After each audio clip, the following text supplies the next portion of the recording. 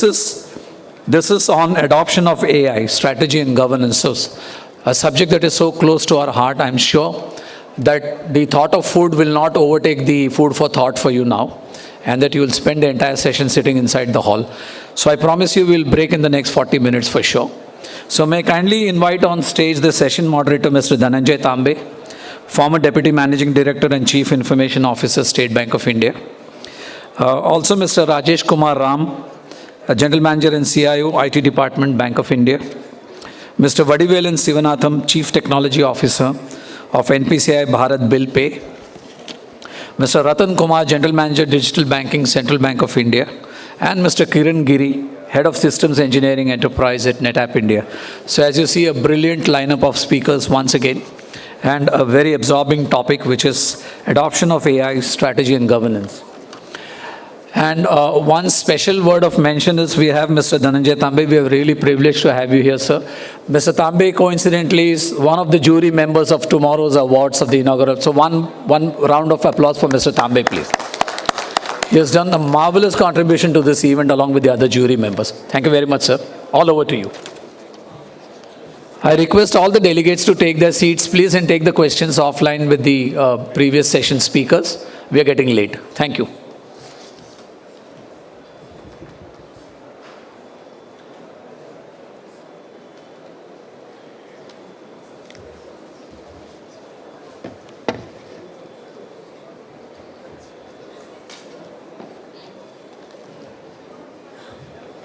And he has already warned me that there is a very subtle difference between food for thought and thought for food. So I need to ensure that this is kept really brief. But then, yes, the topic is very interesting. What we'll do is, rather than go into the theory part of it, much of it you would already have heard in many other engagements or in many other sessions that you would have attended, or even on the net, right? We'll try to confine ourselves to practical experiences, because these gentlemen, they all come with very, very rich practical experiences. We have with us Mr. Ratan Kumar, who is GM of the digital banking in Central Bank of India. We have Mr. Kiran Giri, who is from NetApp. We have Mr. Vadivelan, who is from NPCI Bharat Bill Pay, right? And Mr. Rajesh Kumar Ram, who is GM Digital Banking from Bank of India, and who also brings with him a lot of practical implementation experience, starting right from the days when the systems were on BASIC and COBOL to where we have come. So I'll start with you. Where do you think, AI has been there for a long time, right? But its use cases have developed only recently, maybe in the last 4 or 5 years, right? So where do you think, Rajesh, this has been more applicable or more practical, or there has been a greater use that you have seen in your organization? See, analytics part has been there for quite some time. If I go back 12 years down the line, so I was given a challenge, good old days, there's a small story behind it. So I was given a challenge to analyze the data, based on the data predict which accounts will be delinquent in the coming days. So I still remember, I'm an old-time coder, I came and the name of my folder was Bejan. You know Bejan Daruwala? So I named my folder Bejan, and in that, I started my first coding for the predictability part of it. Now, today we has come to a position where I can use this entire AI ML piece for my day-to-day operations. I know half of the time we are engaged in procurement, sourcing. So these are the things we are doing day in, day out. And I've got a beeline of coders, analysts, and developers. Now, all these people, they are good at it, of course, but they can always leverage that edge over the others. They can get using these technologies. Today, AI, ML, if they are using it, so your coding part, if you are using it in coding, so you can leverage the power of AI, ML to build the code, to modify the code, to review the code. And the biggest part is that at the end of the day, once you have done your entire task, the documentation part is something which nobody likes to do. So the entire documentation can be done using this. Using this generative AI, so we can do the documentation part of it, and the developer satisfaction is very high. In this scenario, the developer gets a lot of satisfaction at the end of the day when he has coded the entire piece and it is put into production. Even the testing part of it, I think we are able to use it. So in day-to-day life, even today, for people like us who are day in, day out into development, loads and loads of applications are getting rolled out. At the same time, the changes which are happening in the applications is, I would say, accelerated DevOps. It's not only DevOps. I think all of us are using a large number of apps on our mobile phones. So if you see, if you try to update your app, you will find 40 apps getting updated per day. So I think everybody is trying to develop and bring in new things. This is where I think we can use it very effectively. Yes. I think that's a very interesting idea, the use of AI for the purpose of app development. And I like the terminology that you have used, the accelerated DevOps terminology. Yeah? Buddy, you come from NPCI, when you handle the Bharat Bill Pay piece of it, And this is a very important service that is being rendered to the financial sector in general and banks in particular. So what have been your experiences in the use of AI and how you are seeing it emerging in your organization? Yeah, sure. See, as you all know, AI is there for quite some time now, right? So what has so changed and why we are talking so much about AI, right? So maybe I just wanted to take a minute on that, right? See, we use data as underlying item for us to consume. We used to use analytics out of data, and then we have gone to predictive analytics, meaning based on the analysis, what else we can predict to happen in future. And now it's the stage where I think it comes towards how the machines can help in making decisions for us, right? I think that's where now AI is really becoming popular, and it's going to really disrupt the way we do things as of now, right? So that's, I just wanted to lay it out, right?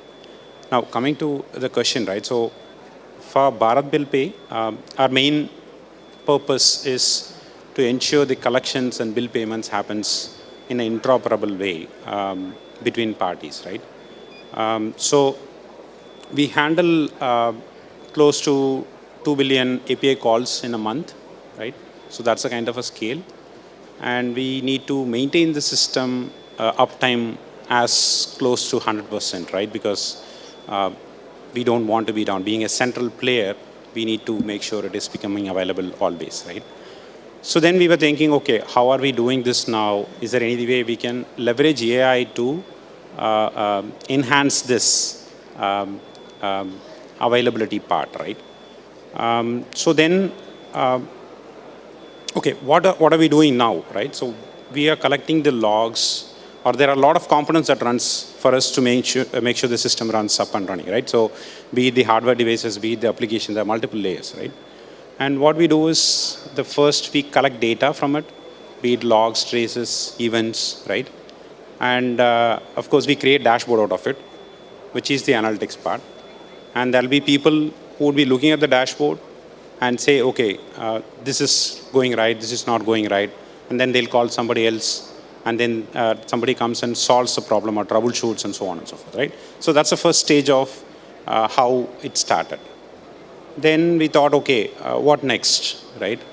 With AI coming into picture, can we probably bring all this together and do analysis, build some learning models which can read this data, and then predict saying, okay, this problem might happen if it continues this way, kind of, right? So that's a second stage there where we want to get to, or we went there. Then Beyond that, the third part is on the decision-making part, right? So how can AI now help in decision-making? So we made the system to learn on these are all the various problems, and this is how the system is going to behave in so-and-so time period. And figured out on, is there a way we can create an auto-healing mechanism? If such and such event happens, and we predict that this is going to cause some downtime, and can we do some auto-healing mechanism to ensure we arrest or contain this issue without causing any downtimes, right? So that's the three-staged approach we kind of try to approach, leveraging AI for one of these use cases of maintaining high available time. Right? There are a number of use cases, just thought I'll describe this here for benefit of everyone. That's a very interesting use case you have brought up. I mean, Rajesh had talked about accelerated development of applications, and you have talked about the availability of applications, which is as important, if not more important. And especially this thought of not only making predictions, but also going to the next level of auto-healing is something, which is really a very novel concept. And you can perhaps, if time permits, you can do a little bit of deep dive into it. But we'll move it to Ratan. And, you have also been using AI. You are into digital banking. And most banks are now using AI in order to enhance the customer experiences. So what have been your experiences in Central Bank of India in order to, in the field of the use of AI? And how have you been using this tool in order to improve your business environment? Yeah, thank you very much. First of all, very clearly, the main the ingredients for building an AI block, I think that's one thing which is very important for an organization to start with. The engagement layer is one important layer under which we have been working upon. The second important thing is a decision-making layer, a powered decision-making layer. The third is modernization of core technology and data streams. That's the third layer. And the fourth is the operating model and the adoption part of it. So these are the four building blocks under which we have strategized ourselves as a bank and working upon. Now, see, most of the organizations, while we start from the experimentation mode and fail to reach to the scale because not having a clear strategy for AI actually. Okay, we need to have a very clear-cut strategy for AI. Now, strategy, the easier part would be, to some extent, I would say, for a legacy bank, is buying a technology or getting some technology into the bank. The more important thing is what is the operating model under which we work? How do we reform this operating model, or how do we handle the adoption part of it? So that is big challenge for the organizations. Having a core technology on a monolithic forms and having data streams across different assets, how do we bring them in a collaborative mode so that we make meaningful insights is again a bigger challenge. And finally is we are in a very, very high-paced competitive world where the customers are spoiled with ease, speed, and convenience. And how to meet and the customers' expectations, rising expectations. So how we are going to meet those expectations, and so that we are relevant for today as well as for tomorrow. I think this is how we are handling in our bank. Yeah, thank you, Radha. In fact, you brought in a very pertinent point, the point of adoption of technology, right? Because what happens is, many people are skeptical about something where visibility is not very high. You typically do something like a business rule engine, deploy a business rule engine. You know what rules you are putting in. But when it comes to using AI for decision making, then that visibility to what were the rules or what was the basis on which certain decisions happened, that is not very high. And therefore, that could be one of the impediments to the adoption of this technology? And of course, as it happens with any new technology, initially there are always skeptics who will say that the benefit of this is not yet proven, or they will have doubts about it. Kiran, you have been, you're a technology service provider. You have worked with most of the top MNCs, of global MNCs, right? And you have also been supporting the BFSI sector in general and the banking sector in particular. What have been your experiences in this regard? Yep. I think what I want to do is I want to bring a very practical use case. Practical, case study.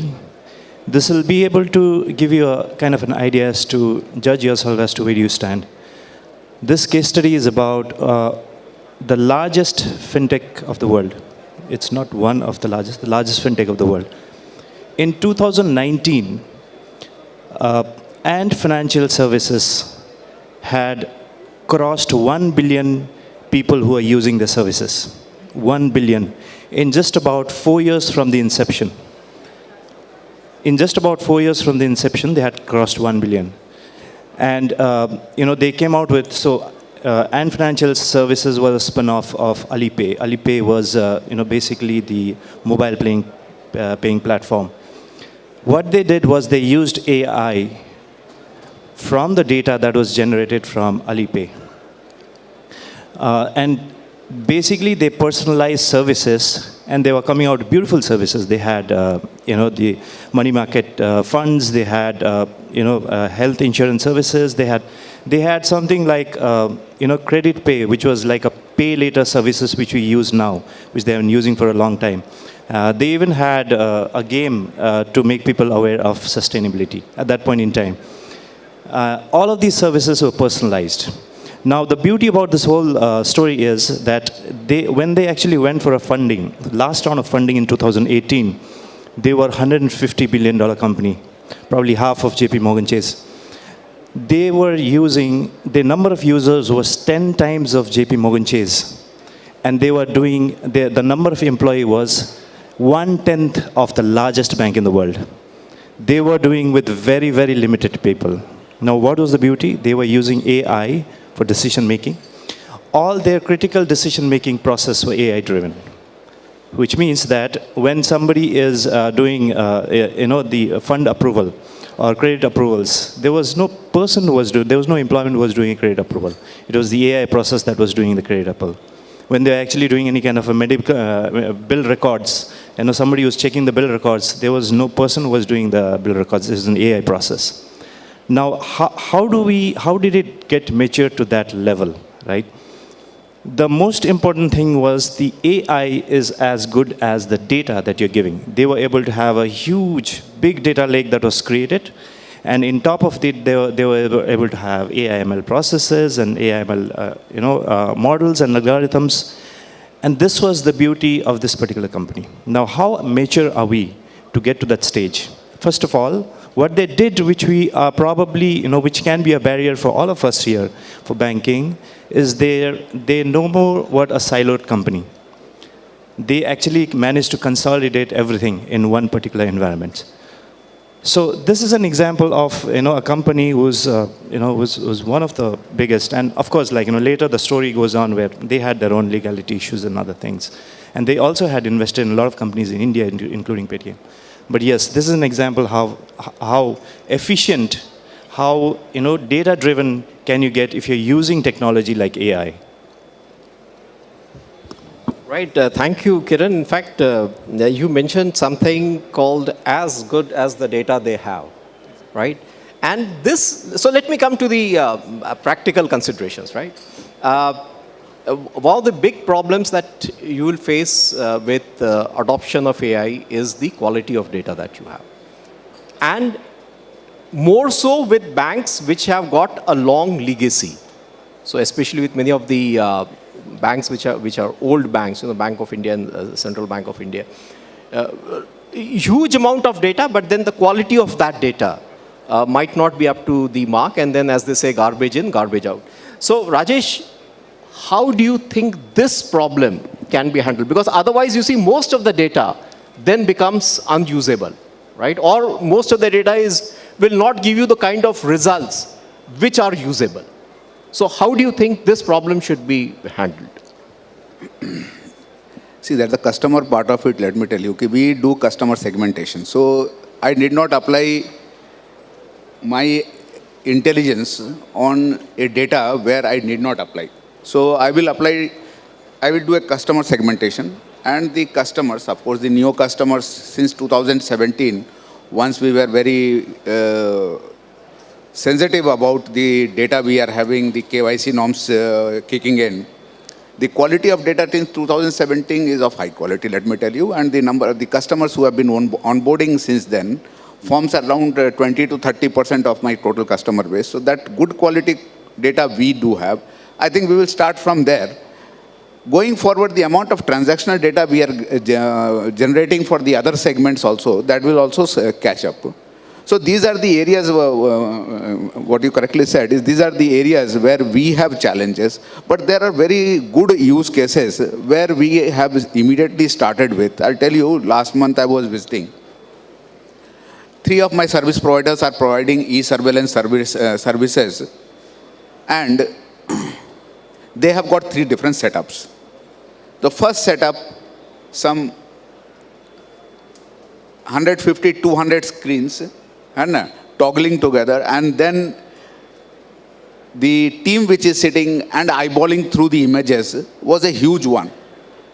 And through e-surveillance, whenever they see any activity which is other than normal, there they will focus and then they will attend to that. That is how the e-surveillance centers work.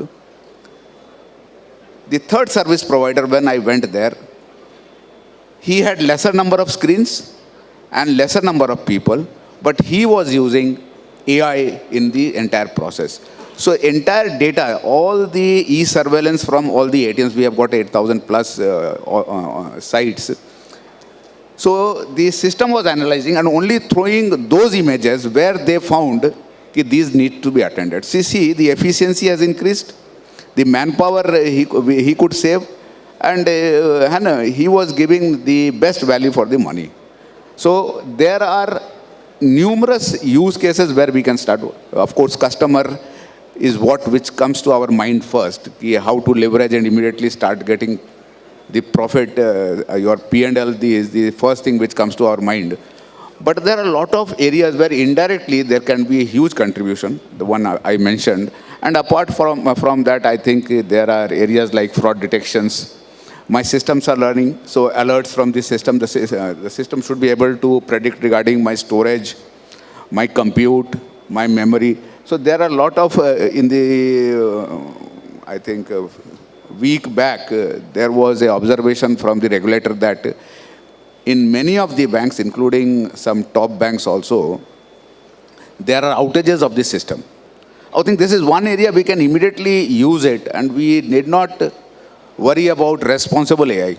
This is one area you can immediately use, and you can find how to keep your systems up and running. So there are a lot of use cases. Obviously, slowly we will come down to the other segments, and obviously, the data quality will matter a lot when we generate intelligence out of it. Yeah. Right. This is a very valid point that you have brought in, Rajesh. Especially, I like this thought, that rather than going into the entire customer data, focus only upon that piece of the customer data which is of good quality. And typically, this would be data which you have gathered in the last some years since core banking was introduced, and especially when validations were built in core banking. So typically, that data would be of better quality. And then, of course, there are other sources, especially you gave a very good example of e-surveillance, where the data ab initio would be of very good quality, right? Because the chances of anything else creeping into the system is remote, right? So therefore, I think this is something, which is easily doable, and that is something which people should pick up. So coming to you, Vadi, you are into this, into the Bharat Bill Pay system. And one thought that comes to my mind is, since all bill payments happen through you, you have a huge amount of data which can be used to predict customer behavior. Now, from a governance standpoint, do you think this is something that can be monetized? And if so, what are the challenges around it, or what are the ethical, if I may say, issues, that may come in if Bharat Bill Pay were to monetize this data? Because this can throw very good insights into customer behavior, which can be used by banks and NBFCs in order to develop models for both lending and also for getting liabilities, right? So what are your thoughts around it? Yeah, I think having a lot of data is good, at the same time not good as well. So anyway, having a lot of data, if we process it properly and create the right data sets, which is aligning to the regulations and policies, can be leveraged by the ecosystem partners in the right way, right? So what we are trying to do from that space is, whatever the data we have, first synthesize it, make sure whatever the trimming that we need to do it, then create aggregations out of it, right? And based on which, see if we can apply some models and create some meaningful information that can be leveraged by the ecosystem partners, right? So that is in place. In fact, we are continuously improving on this as well, right? So if I have to call out, in AI, one thing we always talk about, the rule-based versus the learning-based decisions, right? So we can always come up with a set of rules, apply it on the data, and generate information out of it and use it for our decision making. That's one, right? But these rules may keep on be changing, right? And that requires human intervention to possibly revisit the rules, modify it so that the model performs really well.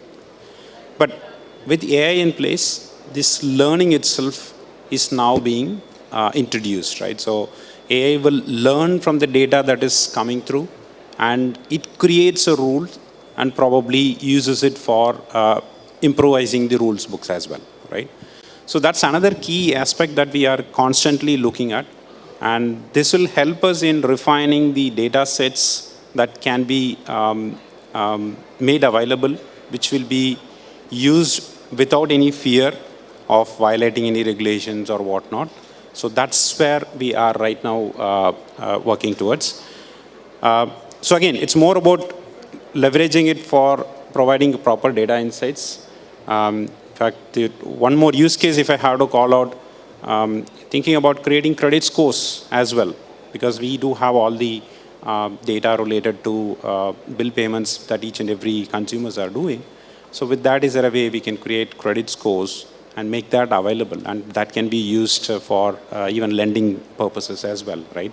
So those kind of use cases, it's going to evolve. What we are trying to do is we are trying to lay a platform wherein the data is processed properly, and not only rule-based, but the learning-based mechanisms are all in place, and this becomes available for the ecosystem partners to consume, so that they can do a lot of innovations on top of it, right? That's how we are right now approaching and leveraging AI for this use case. And thank you, Vadi. And so, Ratan, when we were in the first round, you had mentioned something about adoption, right? Now, one of the challenges that you always face is how do you build this team in your organization? Because, see, merely having the data or merely having access to data will not yield anything unless there is a team that can draw meaningful insights from that data and which are business actionables. So, and this is not something, which has been the forte of bankers, especially traditional bankers. So how do you build that team? This requires completely new skill sets, and a completely different background, of the people who, like for instance, the data scientists, right? Traditionally we never had a position of data scientist in the bank. How do you build this team? How do you convince your management how we should go about it? I mean, there can be two approaches. One is that you can do it organically, you can recruit these people. Other is that you can maybe go to some consultants and take expert advice from them. What do you think should be the approach, and how have you been going around it, and what has generally been the experience in banks around team building? No, traditionally, human resources is always a very big challenge for the banks, especially the public sector banks, because of the kind of process which we have to go through while recruiting. So that was definitely a challenge, and is also a challenge as of today also. Nevertheless, I think we are addressing it in the current context. So a huge amount of recruitment is happening in terms of, and the roles, as you rightly said, the kind of roles what we are taking were never envisaged earlier. The kind of, especially I think three roles or three areas, the focus was there always in the current context. One is solution architects or of platform leads, which are there, we are focusing. The second is obviously the data transformation in terms of data scientists, data analysts, all this team. The third would be the cyber security teams, whatever we have. These are the three areas the focus has always been, and it has always been a challenge to retain these resources as well in the organization. But nevertheless, we could build up a core skills over a period of time, and now we have a critical mass whereby we are able to leverage these resources and skills to bring some meaningful, passionate work within the bank. So basically, you have been doing it organically within Yes, the yes. organization, right? All right. Kiran, now you are the technology service provider to the industry, right? From your perspective and from the issues that we have discussed so far, where do you think you can add more value to the BFSI sector in general? And what would be your recommendations to the folks, to the audience in general present here? You know, in what kind of technologies they should be using? And from a future perspective, where do you see the adoption of AI going? I think traditionally when we have built organizations, right, what we have done is we have built our organization in silos, which is very good because you are able to get the specialist out of those silos. So we have the marketing silos, we have the product development silos, we have the risk management silos, and so on and so forth. Now, but when this gets transformed to modern organizations, which is more of data-driven, then the whole thought process should eventually change and make it more data-driven. We should basically start thinking of how do we actually consolidate in terms of data and bring services on top of that, bring AI-based models on top of it. So I see that clearly there are 4 pillars to adoption. And the message is let the silos don't become the barrier of adoption. You need to open up those silos, consolidate it. So the first important pillar becomes the data gathering, where you bring in data in all forms, data gathering, data treatment, and you basically consolidate your data in much more sustainable, much more scalable, and a much more sustainable way. That becomes your primary thing. The second pillar becomes the algorithm itself, where we are able to create algorithms and model based on predictions, future predictions, and whatever the organization wants to become. The third most important thing will be your test beds, the experimental platforms, where you go and take these models and experiment. And the first and last most important piece is the infrastructure itself, where you're actually doing all of these. The infrastructure can be an internal infrastructure and an external infrastructure. Now, what is an internal infrastructure? I'll explain that. Internal infrastructure is where you have your internal processes running. Now, for banks, the external infra can be something like your omni-channel, where you're allowing the external infra to become the part of the payment systems, or you're allowing the external infra to come and see. So how resilient you make this infrastructure, I think these 4 pillars will become very, very prominent and very, very important when it comes to transformation of an organization. And as we go forward, I think the most critical factor is also how secure and how transparent we are, right? So that's when, technology adoption of what you choose. Like, for example, when it comes to transparent and secure technology, right, which becomes inevitable. Because the same way we are trying to use an AI for good sense, there will be somebody who are trying to use AI for not so good sense. So they can be a threat to you, right? So it can be anything. So what I see is the technology like blockchain becomes inevitable because by design it is more scalable, and the banking that you might use it for, for distributed ledger. So these kind of technology adoption and using AI in all of these kind of, technologies, which is yet to come, becomes more eminent for you. Maybe the next generation of organizations should be, more data-centric and keep all of these 4 pillars in mind, is what I feel. Thank you very much, Kiran. And now I'll ask the last 2 questions before I throw it up to the to audience questions. The first question is to Vadi.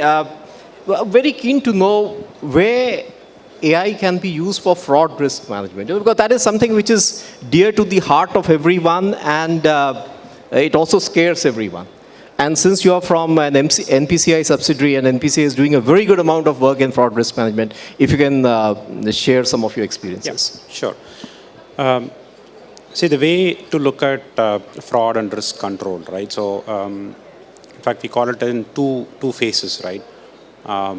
Vigilance and diligence, that's what we call, right?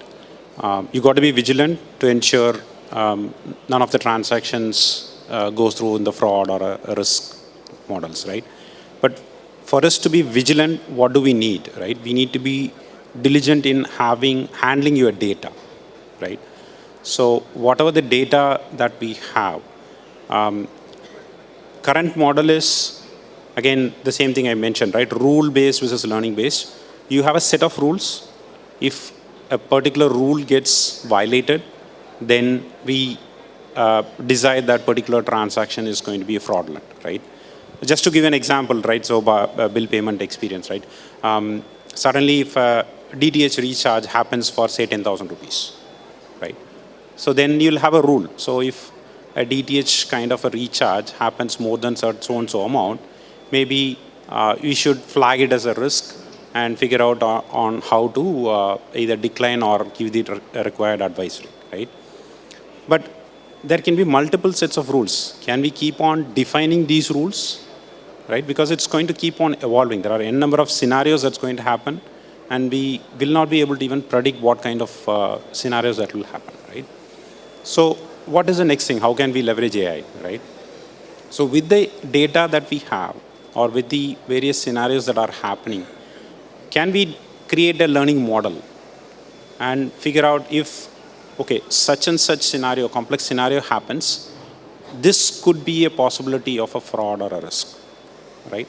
And then take into deeper analysis and figure out if that can be added as one of the rules into the rule books for being vigilant. So analyzing the data, creating rules is more of a diligent way of looking at the data. Once that is there, it's added to the rule, then the vigilance way is just look at it, each and every transaction against the rules, and see if those are all going to be fraud or not, right? So that's one way of looking at it. There are multiple ways, multiple models that are being built. But for now, the focus is more on shifting from just rule-based towards learning-based mechanism in handling frauds, right? So that's the way we are dealing it now. Right, thank you very much, Vadi, and I hope bill payments will become more and more secure as we go along. Last question to you, Kiran. Since you are the technology service provider, one general question that comes to the minds of everyone is, should we be using cloud or should we be focusing on on-prem? So what would be your generic advice? I think the decision of whether cloud or on-prem is purely, governed by regulators and compliance. And, as long as the training models and what I see from most of the banks outside India, most of these training models and AI are developed on the cloud. And they are services being used by banks on the cloud. But, the problem is, again, we need to have data that is trained, you really want to have a scratch-based implementation where you want to train your AI models to your data. Now that is a big problem because, as a bank, we cannot take the data out of our infra. So this question around whether it's cloud or not cloud is actually $1 million questions right now. And it all depends upon how secure the cloud is, how the regulatory and compliance are going to look at cloud. And the most important question becomes that whether it's going to be a good TCO when it comes to cloud. Now, a lot of times we've seen core banking, for example. I mean, how is it going to fare? The core banking is something which probably 10 years back, the data size was quite small. And it has become enormously big. And it's unpredictable. Nobody would have predicted that your own infra is going to become so big, right? Now, if this is the growth trajectory, is cloud going to make sense for you? Because, as you grow, you might want to have some part of your infra on-prem. So I think it's more of a hybrid, and every organization should be thinking in terms of TCO, and most critical applications and most critical data still would probably be in on-prem. And as far as the AI comes, right, it comes like topic about AI is like talking about electricity. Where is it used? It's so many use cases you can use it anyway. But the most important thing which I heard today, right in the beginning of the session, was the banking sovereignty cloud, right? If there is somebody that can build banking-based AI models specifically for banks, which can be a very, very specific use cases, then that can be a good idea for a startup, maybe. So that's what I say.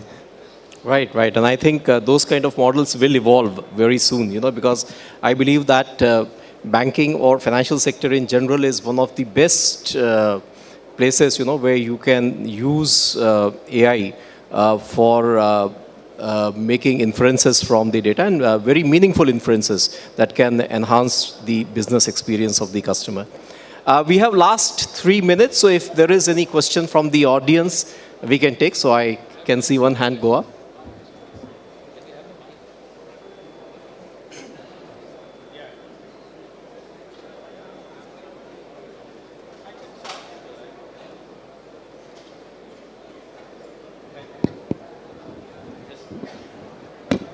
Hi, good afternoon, everyone. My name is Gautam Goradia.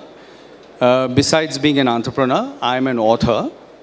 I authored the world's first book with a very simple title called See What the Camera Saw.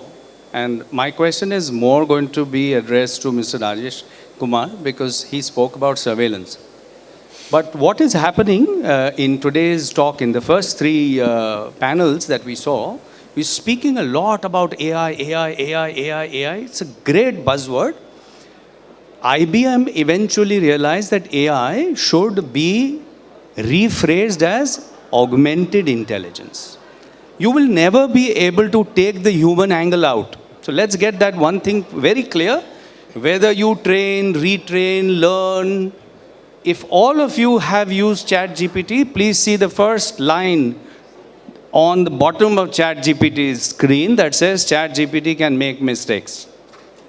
So you have to be very, very careful about not getting swayed away with fancy sounding technology. It's here to stay.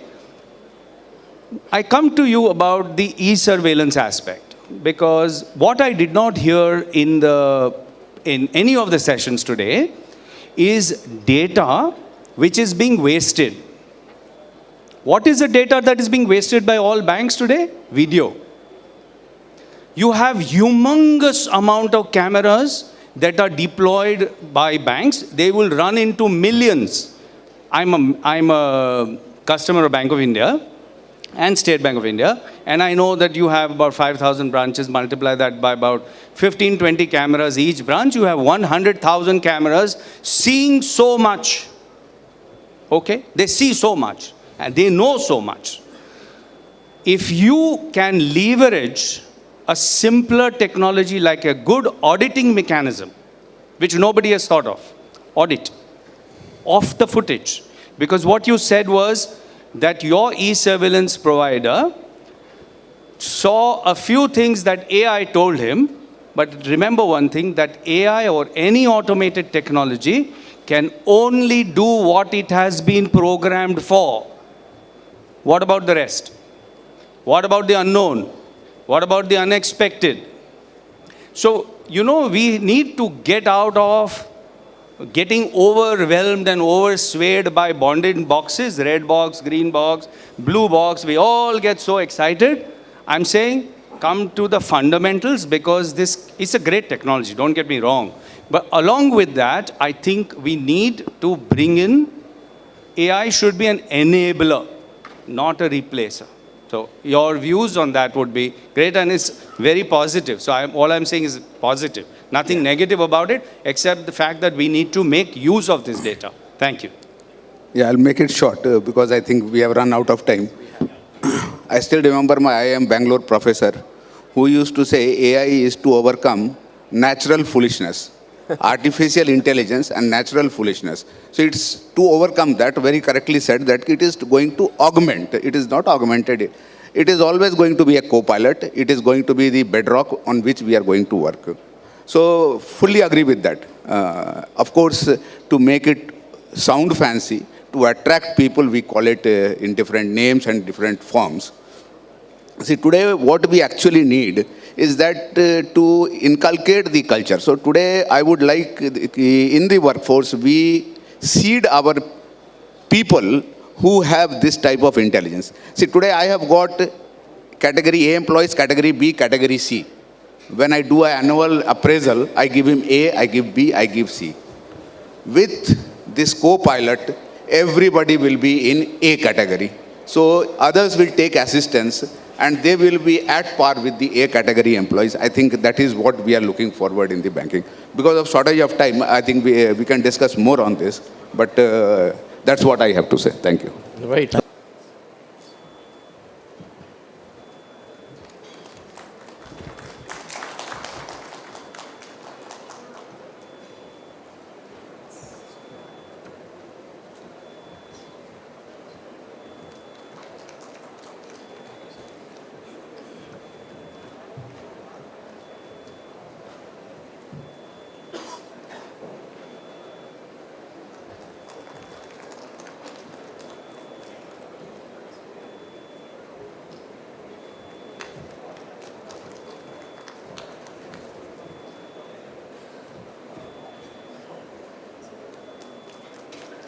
This panel discussion is on BFSI innovations, trends and next practices, driving business transformation.